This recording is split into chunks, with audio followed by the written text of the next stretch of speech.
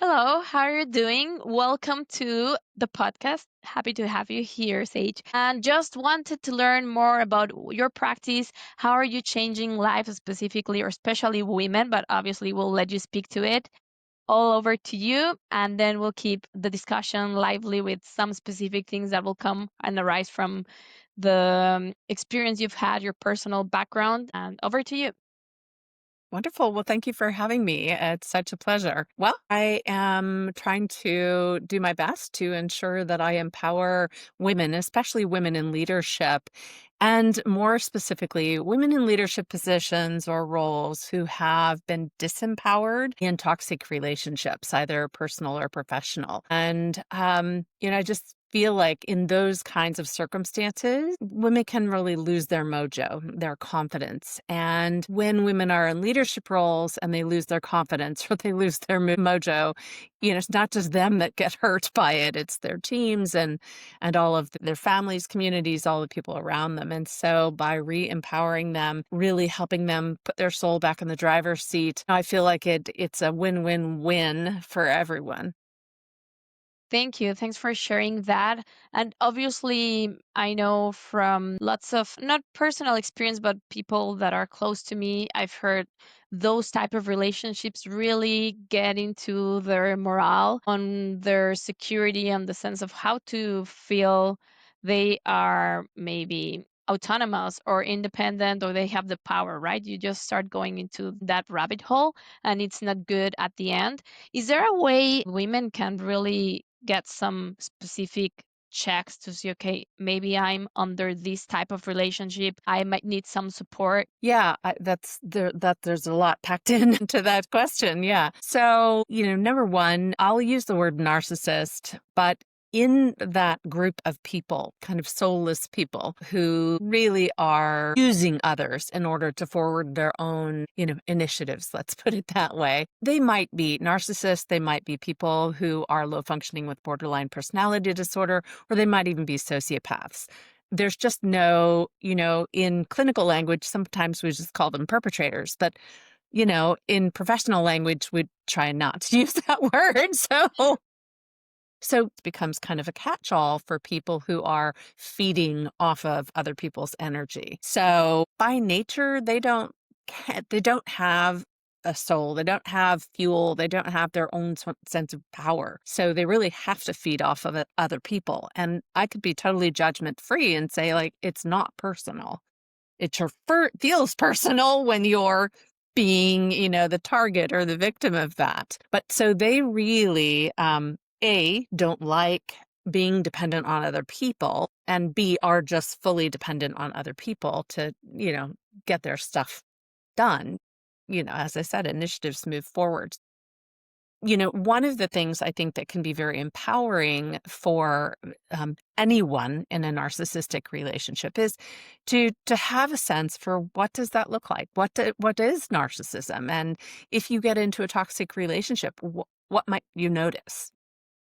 So I would say, I've given a thumbnail on what narcissism is. It's, having this perceived sense of power over another person for your own gain, but without any real substance below the surface. So in toxic relationships, in narcissistic abusive relationships, initially it all looks sublime. It all looks fantastic. Narcissists, because they rely on other people for their fuel, are incredible manipulators. So they are brilliant at saying and doing exactly what you need to hear or feel or experience in order to get hooked. And a narcissist is, relatively efficient as much as they need to do to get you hooked, where they can feed on you until they're bored with you or you with them or whatever, somehow they will keep on feeding their pipeline with other people. So even when you think you're all that and you're the apple of that narcissist's eye, they are absolutely going after other people and setting them up so that when you finally get out, there's another person to take your spot. So in the beginning, it's all love bomby and lovely and roses and dinners. And oftentimes my clients will tell me, I felt like I'd met my soulmate. He or she said exactly what I needed to hear. And then by the time you figure out that this may not actually be so, uh, you're in too deep. They've moved in with you or whatever, right? So you're in deep. And the other thing is that once a narcissist or once a toxic relationship partner begins to work on you, the only way for you to stay safe is to become compliant. So, and if the relationship is violent in any way, compliance is really an important thing, right? So you begin to kind of do or say whatever you need to keep that person happy. And the more you sort of become compliant and subordinate to their reality, you begin to forget your own and you begin to lose yourself. And so oftentimes when I ask people some simple questions like, when was the last time you chose something for yourself? When was the last time you did anything for yourself? What's your self care setup look like? How many minutes a day does that involve or hours? And the answer is always just, first of all, like big saucer eyes, like, what are you talking about? Right. And second of all, like, no. I mean, and the answer becomes BN before narcissist, you know? So those are some kind of ways that people begin to see that they've been impacted in a toxic relationship. And, as I said in the beginning, it looks lovely and is fabulous. And once you're hooked, they simply set aside the mask. They stop doing anything they were doing to get you hooked. And they just become, the feeder. And most people, when they realize that, are terrified. The most common question, I think, is like, oh my God, what have I done? Who is this living in my house with me? And that's when, the mask is set aside and the love bombing stops and the gaslighting begins. And if that person is not easily pushed out of your house, then, or your workplace or whatever, then you start doing everything you can to actually keep them happy. And that's when the real danger begins because you spend all your time trying to make sure they're happy and there's nothing for you anymore. So there's a long-winded response, but Thank you. Thanks for sharing. And the other thing that you touched upon, like, okay, at the beginning, or like roses, dinners, romantic things happening, that also called my attention because from your website you have this rose system. So how does that connect? Is there a certain type of metaphor or connection with that? yeah, well, the ROSE system, so ROSE in our company stands for Restoring Old Soul Empowerment. Oftentimes people say, gosh, it's amazing how many powerful women, powerful empathic women will get hooked by narcissists. And there are even lots of articles and podcasts on empaths with narcissists. And so our language, we take it a little bit further than the empath, and we just talk about old souls, women or men. And that's, people who have sort of landed here in order to heal, uplift, and serve others. Oftentimes when I ask a person, have other people referred to you as an old soul? Their eyes light up like, oh my gosh, yes, I kind of think of myself that way. And after looking at this for a long, long time, that's what I discovered is more often than not, narcissists will target old souls or empaths because they have the most sublime energy and because they want to help. They want to serve. I'm an old soul. I know I want to, doesn't see the red flags of the narcissist, as it's happening. So for the Rose is Restoring Old Soul Empowerment. So the Rose system is a year-long program where we work both individually and in group settings and with mentors to help our clients sort of not only just recuperate, but begin to understand what made them susceptible to victimization by these toxic folks, toxic partners, bosses, you name it. And during the course of that year-long journey together, we help them understand even what in their past made them more vulnerable to accepting usually more than one kind of partner or boss or whatever into their lives that was narcissistic. And then how to ditch that narcissist magnet, once and for all, so that they don't ever have to be in those kinds of circumstances again. And then we help them put their soul back in the driver's seat, which is, most of us stick it into safekeeping as soon as we realize we're in a dangerous situation. And then oftentimes we forget to pull it back out, put it back in the driver's seat. So that's a large part of what we do. Great, thank you. Thanks for walking us through the process and how it looks like. So, from my understanding, also looked at your website. There's lots of resources that will be helpful for anyone that wants to learn more to see what type of coaching you offer and other educational resources at hand. There's different types of or levels of support as well. As I can see, there's like a daily inspirational type of membership. There's more like a deep dive or intensive support. So that will be probably, that's my assumption. So just to confirm, there will be type of a consultation with you, and then a plan might be best suited according to where things are at. Yeah, despite the fact that I have a program, actually several programs, it's not a one size fits all, right? I mean, I could say, like, I get it. You're an old soul. You've been, just kicked down and, your mojo's on the fritz. And so this is what you got to do. That'd be lovely, except we're people, right? We're not one size fits all. And even as therapists, we're not one size fits all or coaches. So I love to meet with people to really see, is there something that we can offer that, we can ensure will allow that person to get the most bang for their buck, the most out of any kind of journey with us. So I usually try to start with, a deep dive, which is like 90 to 110 minutes, where we can really sort of get an understanding of what's happened.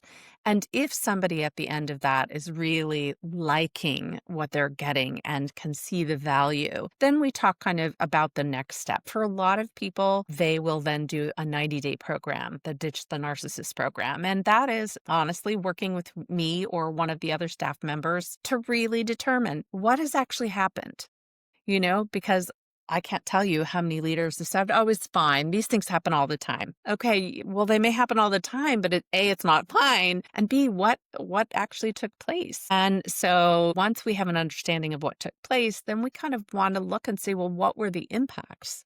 What happened emotionally, physically, psychologically, financially, which is a big portion of it for a lot of women. And then, what's the background? What's the history? We do about, 90 days of that process. And that 90 days is, in fact, the first 90 days of our year-long journey. So if after 90 days, somebody is really digging in and really seeing value for, what they've gotten, and they want to go ahead and slide into that year-long program, we just credit them. Whatever they've invested for the 90 days, they slide into the next bit of that journey. So any women who are already in the program, they just get a cohort and they just get attached to that. And it's an amazing experience to have not only a therapist or a coach that is helping you walk through that and navigate that journey, but also to begin to meet and commune and communicate with other women who have been through something similar. Like the gaining of the tribe, I think, is almost more important. Yes, that also resonates a lot because once you have a supporting community circle that would really understand what you're going through, in this case, what these women might be going through, helps a lot. You feel you can share what is happening without any type of shame, to put it Yes, that way, because you are exactly. going through the same thing, you identify with them. So having that in place makes a lot of sense to help come out of the place they're at and gain or regain that sense of strength and pride of being themselves and not letting others to just make them feel less, or that they have to embrace whatever is happening in their lives, or with their partners in this case, to make it feel or think it's normal. Probably things have been happening because they might have done something, or they just need to support their partner through whatever they're going through, no matter what. Because I feel this specific set of individuals or women have a lot of caring. They put a lot of they want to help others, serve others, but at cost of what? So Right. totally. Yeah, definitely. It's beautiful sometimes to see these women connect with one another. And you just really hit it on the head. The level of shame that women have, especially powerful women, when they've been duped and when they have continued to give and give and give and give and are forced to do unspeakable things, and they just feel like they can never talk about it because, how would that be possible? It's the age-old question of, well, why didn't you just leave? People ask that all the time about violent relationships, and they just really don't understand the dynamics of how, perpetrators or narcissists manipulate you to believe that you can't leave and that there's nothing wrong with the way things are. And I mean, it's just so being able to relinquish or surrender all that shame and self-criticism, it's like, it's a huge gift. Yes, and then the empowerment helps a lot as well. Definitely. Totally. So, one other thing that I wanted to ask you, is there something, I know you do provide like this support? It can be done virtually, or mostly it's virtually. There's tools in place. You have a couple of things I noticed, like an ebook, blog, or blogs in place. Is there something specifically that you might envision or have in place to leverage technology at certain degree, or how do you find that kind of fine line of Yeah. doing what you Yeah. do? I feel And like I'm definitely not tech native, but I certainly embrace as much technology as I can. I do have somebody that I'm working with right now to actually really improve our use of AI in the company. So right now, the way we utilize technology, certainly Zoom and StreamYard and platforms that allow us to be virtual across the globe. Generally, we don't work with people that are in complete upside down time with us. Sometimes, sometimes they're willing to get up in the middle of the night to do it. So we use those platforms to ensure that we can do what we can do. We've got, I think, going with our website, that is probably where we'll have an AI version of me available 24 hours a day, since the human version of me is not available 24 hours a day. So that will become available hopefully in about the next 3 months or so. And then, we look at just even simple things like whether it's the hardback books that we have, ebooks, PDFs. We try to ensure that we always have the membership site running. So if they're in the Rose system, they have a portal that they can go into. They can access meditations, video meditations, workbooks. Right now, we have something that was fun to automate. I have a book called Daily Pearls, 365 Days of Sage Wisdom.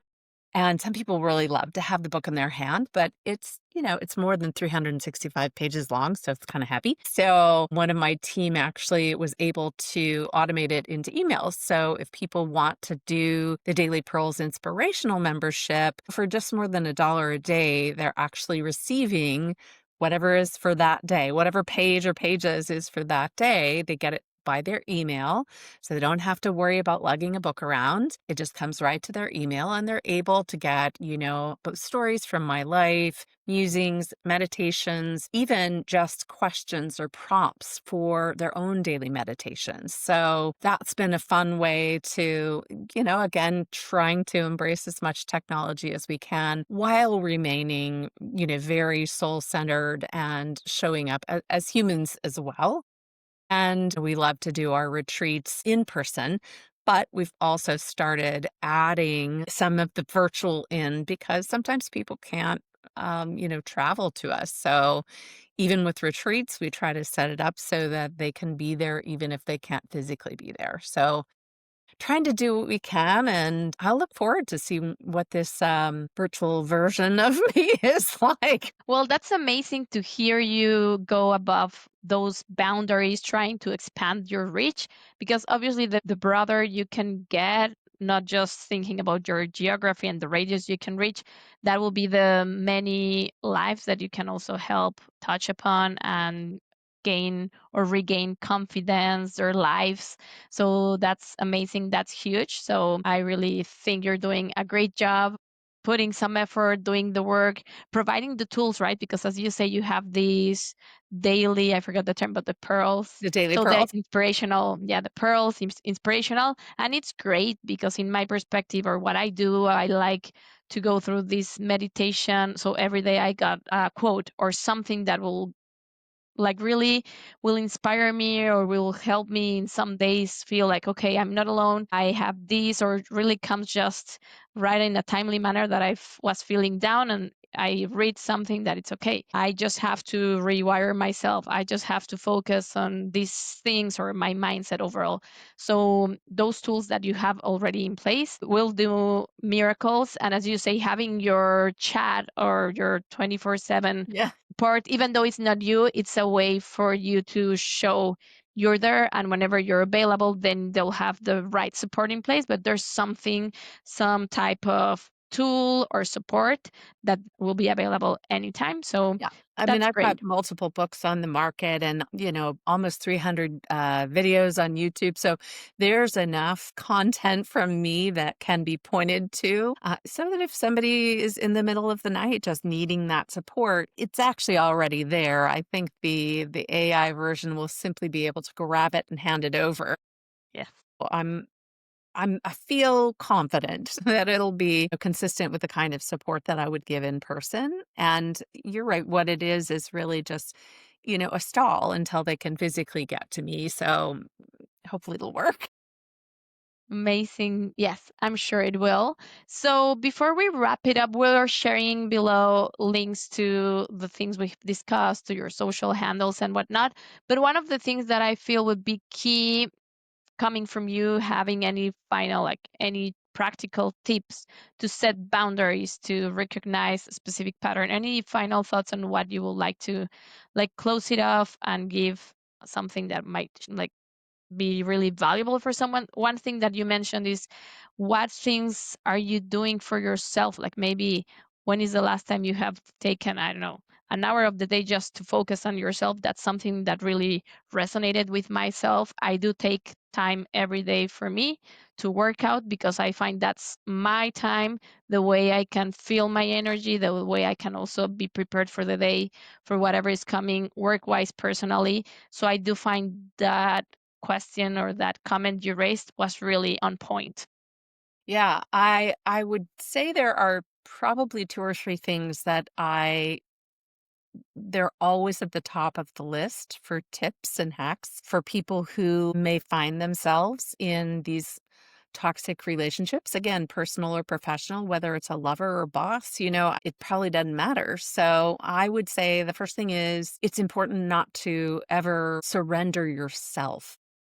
Your sense of self. So when there's danger and we put our souls, in the vault, we've got to remember as soon as the danger's over, put the soul back, because the soul is our really our way we can gain access to that eternal power source. So number one is just know who you are and make sure that that is consistent every day. I tell patients like, I'm the same person that I am in the grocery store as I am when I'm sitting at the screen. If you bump into me at the grocery store, I probably won't have on makeup, which is going to be horrifying. Since I have vitiligo, I look a little like a cheetah. But other than that, I'm going to say the same things. I'm going to be the same person, and that actually protects me in many ways because it reminds me to be authentic, to live the life that I have been given. And If something goes off with that, that's a red flag for me that something's amiss. And then I can kind of check out what's going on, that I'm not being authentic or I'm not being myself. So know yourself and live that way. I think the second thing is, most toxic relationships perpetrators will try to isolate you. So, anyone who is demanding that you give up time with friends or family, or is bad mouthing your friends or family as a way to to separate you out, that's a huge red flag that can't be explained away. You can be loving, you can be forgiving, but you don't have to be in a relationship with somebody who's doing that to you. So, really, to be kind of on the lookout for anyone who is trying to separate you out of the pack. Like any good wolf, that's how they do it. As you said, self-care is really important. So whether it's setting aside 5 minutes or 5 hours, whatever works for you in your schedule, that is time to be checking in with yourself. It's trying to, retune, renegotiate things with yourself, and really just ground in who you are. Grounding in that authenticity is going to be super important. And I like to say, like, one big key is be where the narcissist is not. So if you work with the narcissist, if it's a boss, and what you get is 5 minutes every hour to go use the ladies' room or walk around the block or whatever, use that time to really ground in yourself, because the more you can do it, the more armored you are against anybody taking advantage of you in that way. Thank you. Thanks for those words. I feel it will be really helpful for anyone listening that maybe didn't identify or it has been going through this. And I didn't focus a lot on the professional side of things, but for me, an experience I had, and I'll be super quick. At some point during my career, I realized one day I stopped taking my kids to the bus stop or picking them up. One day I was not having any breaks, not even to go to the washroom, because I got into this situation that I just have to perform. I have to do this. If not, then probably what's the consequence? I am not going to be fulfilling with whatever they are trying to achieve or want for me. So that was the point in time that I said, enough. I'm done. I'm moving on. And this is not what I need in my life and not the quality of life or the things I need. It's not my priority in life. So that's a personal experience that I've shared at times, but I really feel it's not only on like a personal side of things, professionally as well. It can apply to anyone. Absolutely. Absolutely. I thank you so much for sharing that. Thank you. Thanks for helping me open. I think it's not something that I've maybe disclosed officially, but it's good to share because it helps the audience as well see if they have been going through that situation, or if they have gone through it, they've done the right thing to just move on, right, and set Yeah. apart. I Great. I mean, and I'll give you one tiny, like, nugget as well. I was talking to a chief science officer, at a very large company, so she's way up in the C-suite, very empowered woman, top of her game, and I asked her one of these questions, like, "So have you ever been in a situation where you were required to work way beyond your schedule, way beyond your hours, where you were diminished in front of other coworkers?" I just asked a few of those red flag questions, and she said, "Yeah, of course, but that's the industry, isn't it? Isn't that the case?" And I had to take a breath before I said, "I get that, and that's what we're trying to change." Like, there's nothing normal about that. Just because it's commonplace, it's not healthy and it's not normal. And I remember she just looked like she'd been hit by a truck. Like, it was this, "Oh my god, like, this is wrong, this is unhealthy." And, I think that's where what we're trying to do with these podcasts and, our retreats and, the content that we're putting out is to help people understand, no, just because something's commonplace doesn't mean it's okay. So I'm hoping that with all the different examples that people get from you and I and, all the other folks out there, that people will begin to get more savvy and savvy enough to know they need support. Agreed. Totally. So let's help things change for good for anyone who's going through difficult situations and make sure they are taking care of themselves. Absolutely. Well, a pleasure having you again. And everyone who listened to our episode, feel free, please follow Sage. There's lots of great information and a network to support you. Thank you so Thank you. much.